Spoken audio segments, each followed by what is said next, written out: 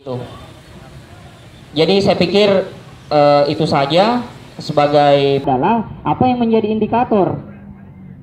Karena kenapa? Saya heran kok Makassar bisa kalah, sementara di Makassar banyak komunitas-komunitas literasi misalnya atau Pare-Pare yang komunitas literasinya jauh lebih berkembang.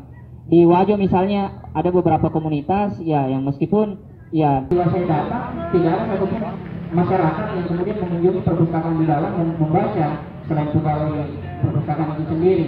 Nah, saya pikir itu pengantar dari saya. Sekian, assalamualaikum warahmatullahi wabarakatuh. Pertanyaan pertama yang ingin saya ajukan untuk pemateri pertama, yaitu bagaimana cara menyikapi dan menemukan solusi pemakaian bisnis dalam media sosial untuk penipuan yang seringkali pelakunya adalah pemuda.